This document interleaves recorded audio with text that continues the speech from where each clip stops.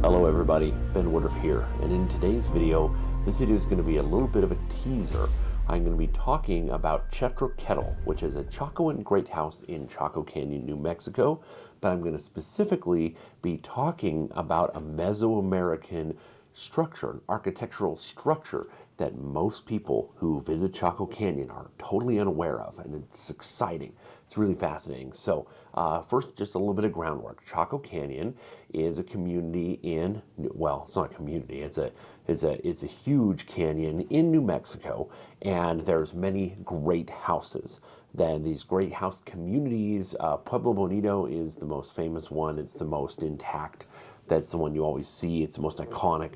But these people who live here, there's these great houses at hundreds of rooms, and these people had strong influence from Mesoamerica. Now, we know that there were people living in this canyon originally, but after the fall of the Toltecs, there was a lot of migration, a lot of mass change, and we know that there was a lot of classes of people who made their way up north. There were already trade routes in existence, and they made their way up north and kind of made Chaco Canyon their home. And it seems kind of made a new way of life, a very good and a very bad one. They did great things, they did terrible things. I'm not going to get into all that in this video.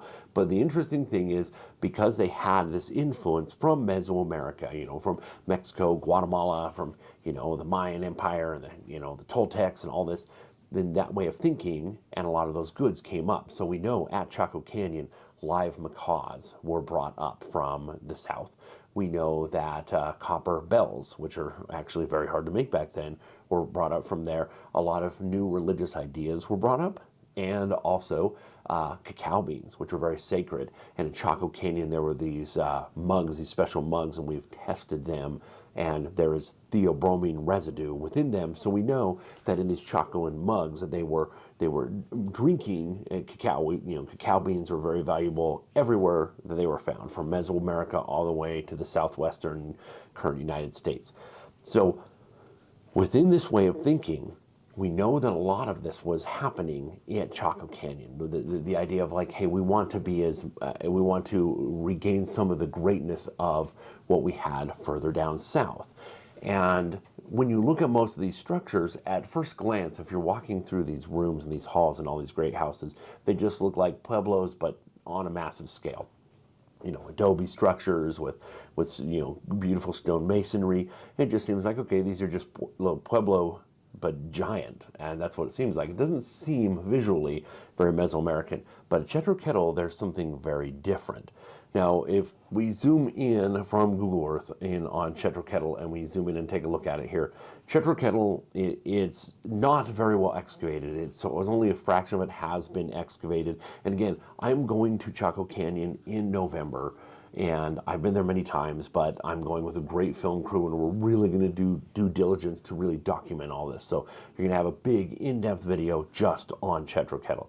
But I just wanted to point this out because I have some clips from when I was there last time. And when you see Chetro Ketl itself, you know, it's a big Chacoan Great House, and it's right next door to Pueblo Bonito, which is an even bigger great house, and it's equally right next door to Pueblo de Arroyo and several other great houses in this area. But what makes this one unique is this is the only instance anywhere in the United States where we have a colonnade, an actual colonnade, a Mesoamerican colonnade. So what is a colonnade? Well, let's take a look at this. When we take a look at the earliest colonnades we see in Mesoamerica are at Teotihuacan. Now, Teotihuacan, it's kind of where all great, you know, Mesoamerican cultures wanted to kind of trace their heritage to, even if it's not a literal heritage, just their ideas, even that. This is a site where we have the enormous Temple of the Sun and the Temple of the Moon, very iconic, very famous. A lot of times people mistakenly think that the Aztecs, that this is the Aztecs. It's not. This is well before the Aztecs. And the Aztecs actually later on stumbled across these ruins and were like, whoa, you know, what's this? What's this greatness? So we know at Teotihuacan, big, powerful place, it falls, and in the aftermath of it, you have the formation and uprising of the Toltecs. And at Tula, you know, Tula is a very famous Toltec site. that a lot of people go and visit. And when that collapsed in that aftermath, a lot of that population is part of who came up and became Chaco Canyon. Well, let's look back at these people. At Teotihuacan, we have colonnades.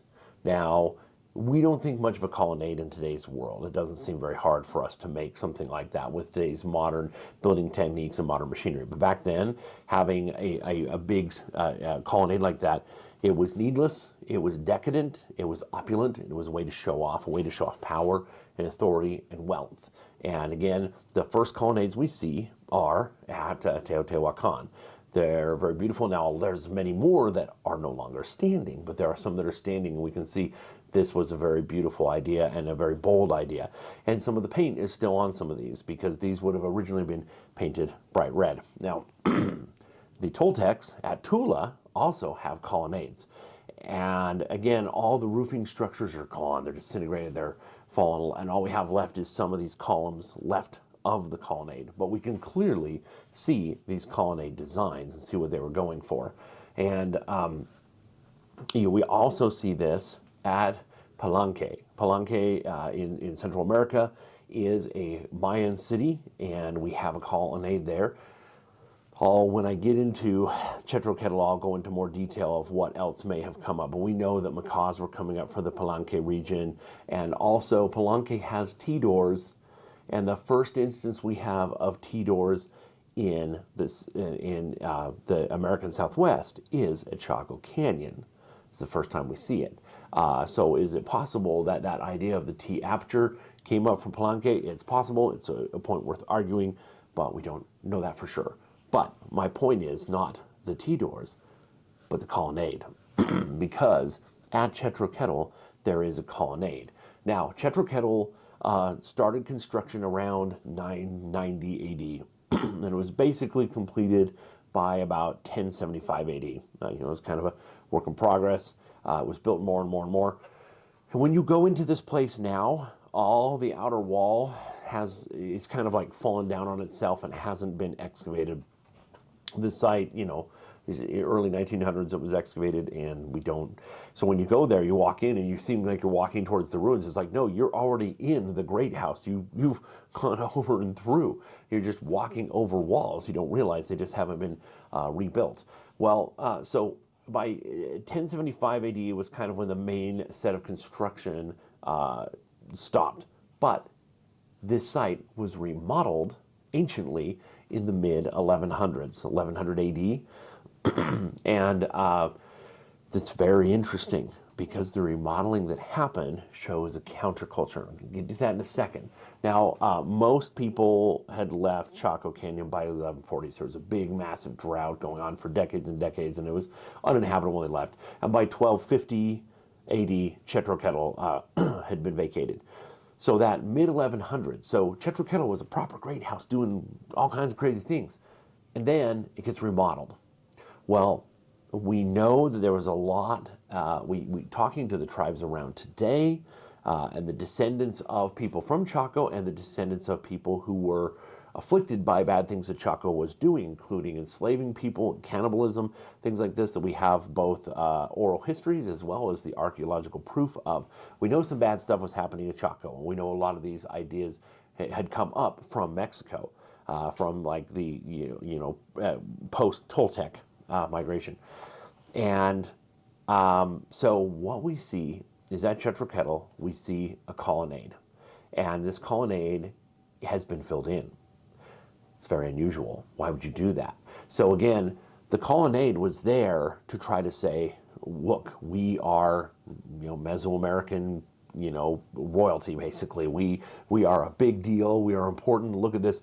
And when you first walk into the Great House, you look across, and what do you see? You see this colonnade. It's like a big red flag saying, look at me, I'm Mesoamerican royalty, just like down in Palenque, just like down in Tulu, all these places. It's an advertisement. And then when the community remodels in the mid-1100s, they fill them in and just make it into a wall. It's almost like you're trying to hide the past. We see that where, you think about some of what happened in Germany during World War II, and a lot of those monuments and stuff that were like, aha, and then after the fact, it's like, oh, now Germany's pulled back from that. It's like, we acknowledge that history, we don't want to talk about that, and we want to remove these monuments and not kind of acknowledge that they were here because it's a dark blemish on our history. That's kind of what I see here, is that this colonnade was a great thing for a while, and then when there was sort of an uprising and people were like, we're done with this, we're done with the dark things that you guys are doing, then it's like, okay, well, we're going to fill in this. Whether the people living at Chetro Ketl did it or the community outside. Because again, in all of this canyon, there's a wealthy class and a commoner class. There's definitely a class division. And we know from the oral histories of the people in the area that there was some sort of an uprising at some point, and the stories go from that there was, they kind of sum it up, there was a great gambler who had come up from Mexico, and that he helped make all these great things and brought in all this great trade, and then when the people were like, no, we're done with this, some say that they cut off his head and buried him outside one of the great houses. Another version from one of the tribes today says that they put him in an arrow and shot him back to Mexico. So either way, no matter what, obviously this is an oversimplified version, it gets passed down, but the idea was people came up from Central America and Mexico and intermingled with people who were already here, and then made a separate class system, and were trying in their own way to make their own culture, but also kind of replicate the grandeur and greatness of the Mayan and the Toltec and the Teotihuacanos. And then eventually, both just because of social pressure as well as the great drought that was going on, people were like, dude, enough is enough, we've had it, we're done with this. So this colonnade is wild, because if you don't know about it, you just think it's a wall, but it's actually a Mesoamerican style colonnade that then in the mid 1100s was filled in to try to, oh no, we kind of want to get away from this bit of history that we had here. So it's a fascinating thing. I will go into way more depth about this subject. Again, upcoming in November, I'm going to be visiting Chaco Canyon again with a great team, and we're going to do a very in-depth video on all the great houses there and all the sites. We'll go far into more depth. But as I'm going through what video footage I have from my previous trips there, it's like, oh, I do have some interesting little clips here. And this site, yeah, I don't want to go into it too, because there's so much about this place. It's so exciting. So anyways, I hope you enjoyed learning a little bit about the colonnade at Chetro Ketl in Chaco Canyon, New Mexico. If you haven't already, if you could hit subscribe, I very much appreciate it. It helps me keep this channel up and going. And always remember that life is a gift. So never stop learning and never stop exploring. We'll see you next time.